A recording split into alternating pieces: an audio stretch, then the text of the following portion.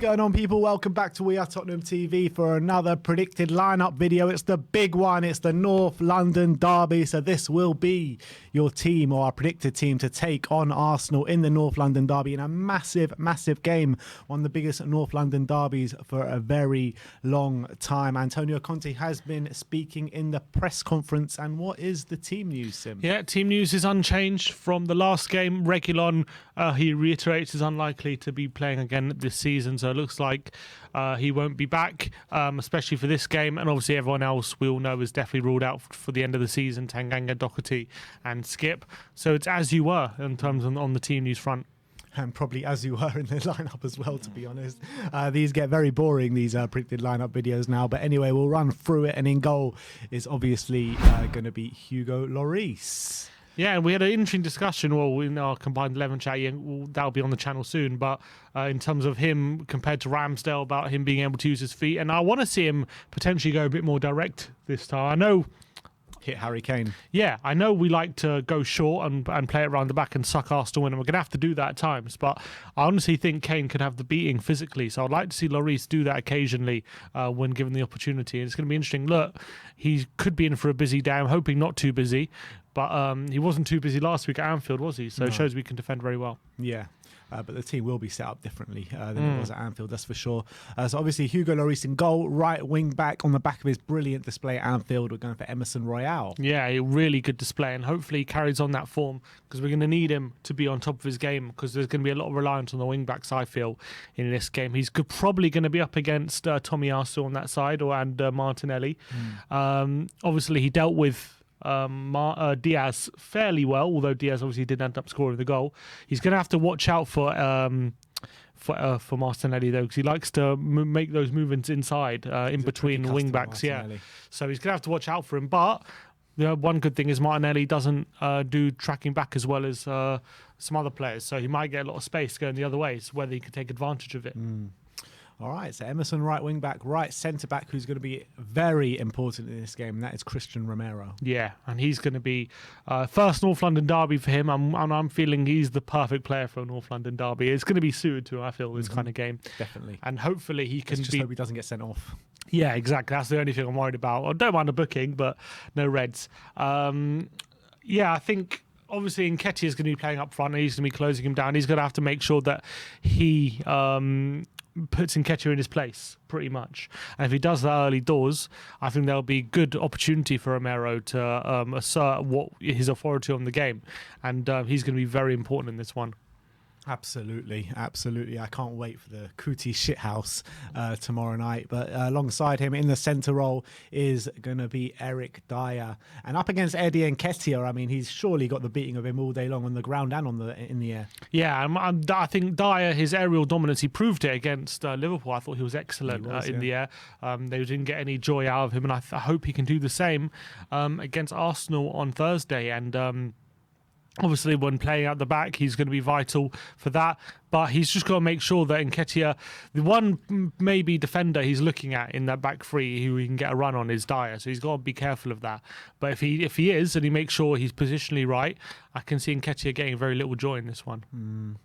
So that's Romero, Dier. To make up that back three will be Ben Davies on the left-hand side, who has had a very strong game at Liverpool as well. And he helped shackle Salah on the left-hand side, and he's probably, despite the mind games from Arteta, going to have Saka to be up against in this one. Saka's very good dribbling, and if you take on Ben Davies, you can beat him if he doesn't have the support around him. So he's going to have to be very, very careful of that. But I think Davies as well, he could have a lot of opportunity to get forward in this one.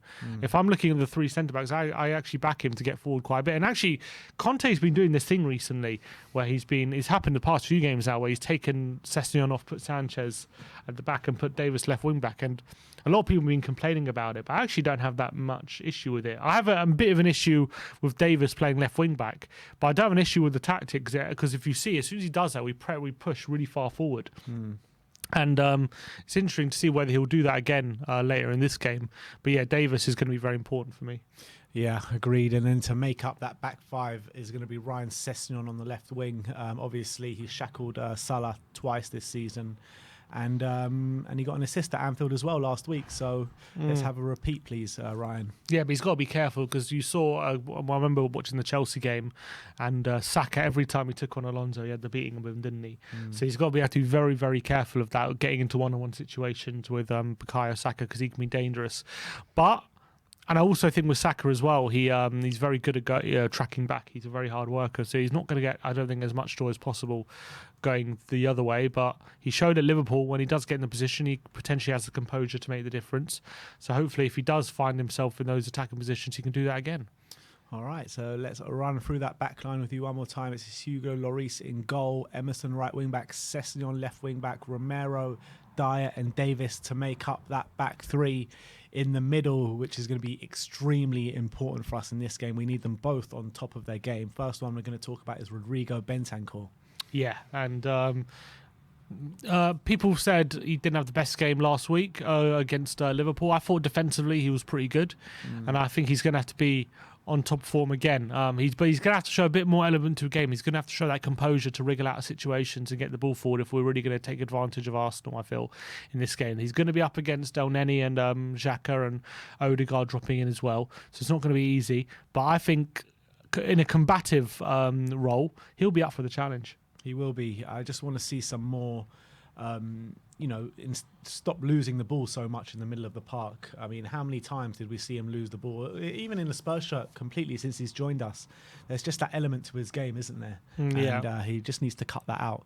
And alongside him is obviously going to be Pierre-Emile Højbjerg, the Viking. He's been unbelievable the last couple of weeks or the last couple of months. Probably our most consistent player, maybe in the last few months. And just keep doing what you're doing, really. Yeah, I think as much as we've been praising him on the channel, I think he's definitely gone under the radar in terms of how well he's been and the form he's been in. Because I think ever since he's been dropped from that Wolves game, pretty much since then, I don't think he's had a bad game. Yeah, I can't agreed. think of one. Agreed. So I'm encouraged. Yeah, look, I think he's been very, very solid. I'm expecting him to be dominant in that midfield. Xhaka and El Neni are going to look to try and do what they've been doing last few games. And they got to make sure that they got another thing coming in this game with Højbjerg and Bentancur. So looking forward to Højbjerg in this one. Yeah, so that's Bentancur and Højbjerg in the double pivot. Now let's talk about the front line and let's talk about Dejan Kulazevsky on the right-hand side. Yeah, and he's going to be up against Tomiyasu. Probably, we're thinking. I think if he's up against Tavares, he'll be licking his lips. But I think probably going to be Tomiyasu, I'm thinking, at left back. Tavares to play. Yeah, we are definitely. Tomiyasu is going to be a lot more difficult to beat in one-on-one situations and dribbling-wise. But he might allow him a bit more space if he does come inside. So also if he does drop into a back three, Tomiyasu, when Arsenal do have the ball, if we do catch him in transition, he might have a bit more space on the right hand side. So that could be an interesting development over there. So I'm looking forward for Kulusevski's first North London derby. I'm sure he'll be up for it as well. And he could be a danger man for Arsenal if they don't keep an eye on him. Yeah, absolutely. So Kulusevski on the right. Up top is obviously going to be the main man, Harry Kane. Loves a goal in a North London derby. Record North London derby goal scorer as well. Do you think he's going to be dropping deep a lot in this game and helping out that midfield and creating the kind of runs in behind from Heung-min Son? Or is he going to stick to his number 9 role? Yeah, I mean it's difficult, and I would think probably going to stay up there a bit more.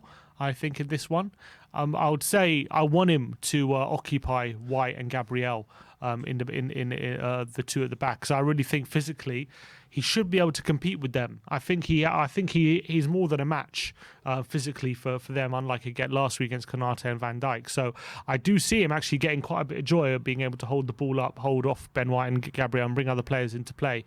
And as well, if there's any good service into the box, I do back him to win a few headers. But when given the opportunity, I would like to see him drop back a bit and force White or Gabriel back, out of their positions. Or if not, he might be able to find some space in and around the number 10 spot. So I think for me, Kane is our most important attacker. As opposed to last week, I think it was Son. I think this week it's Kane. So Harry Kane up top, then obviously on the left is going to be Heung-min Son. I mean, what sort of line do Arsenal play? Is it a fairly high line? Yeah, usually. So why wouldn't Son be as important if you have Kane dropping deep and maybe getting Son in behind? Because I feel like Kane in this one is going to be more important to physically compete with the Arsenal centre-backs. Obviously, Son is still important, but I think we need to make sure they're bringing Kane as much as possible. I feel like against Liverpool, it was much harder to do that because Kane was physically outmatched, I think, from the centre-backs, but I don't think that's the case this time. So if we can get Kane involved as much as possible, I reckon he's going to get a lot more joy this time round. That's my prediction anyway. And Heung-min Son? Yeah, look, Son up against if he's up against Cedric, definitely he's gonna, if he can take him on, and if he can occupy Cedric as well, the space Cedric's gonna defend, then it leaves a lot of space potentially for Session down the left hand side. So, and obviously Son as well. As much as Kane has a good record against Arsenal, so does Son. So he's also going to be a very important player. Last year, wasn't he? I mean. And we need to take more chances like that, more shots from outside the box, because we know we've got the danger men in Kane and Son, and even Kulazevsky as well, who've got good shooting from range as well. So I want to see us take a few shots from range tomorrow night. Me too. So that is your predicted lineup. Let's run through it one more time. That's Hugo Lloris in goal. Davies, Dier and Romero in the back three. Sessegnon left wing back. Emerson right wing back. Hoyte and Bentancur in the middle. Sonny on the left. Kulazevsky on the right. Kane up top. What is your score prediction? I'm going 3-1. I'm going Spurs to win 3-1. I think we're going to be dominating them physically. That's what I'm hoping for. I think we're going to try and assert ourselves on the game. We're going to try and bully them. And as much as Arsenal will try and push back, I think we're going to be too strong. And I think we've shown in these big games we can pull out big performances. We've done it a few times now this season. I think first North London derby, under the lights, in front of a capacity crowd, not that happened before. So I think it's all there for us. We just got to make sure the players react, thrive off the fans. And I think we can do that. And overall, Arsenal. So I'm going for a Spurs 3-1 win. Yeah, who's going to get the goals for you? I reckon Kane will get 2 and Son will get 1. All right. Yeah, I'm also going to go for 3-1. It's not even in my mind that we can lose or draw this. I mean, we just have to get a win. Otherwise, the season's pretty much over. So, I'm going for 3-1 to Spurs, and I'm going for the exact same scorers as you. Well, I do feel like we could get an outside-the-box scorer like a Romero or a Dier or someone like that. Dier also likes to go against Arsenal every so often. So, I'm going 3-1. I want to know your score predictions in the comments section below. But I don't want to see any Arsenal win predictions or any draw predictions. No, only your Spurs win predictions in the comment section below. Send your positive vibes to the players. Everyone that is going to the game, I want you to sing up for 90 minutes. Make it a cauldron for those Arsenal fans and players coming into that stadium. And don't let your voice rest for 1 second. Even if we go 1-0 down, keep at it and keep your faith and keep the support for the team. It's highly important for tomorrow because I really think the fans can make a real difference tomorrow night. So if you're going to the game, don't stop singing. But thank you everyone for joining us today. Like, subscribe and comment. And as always, come on you Spurs.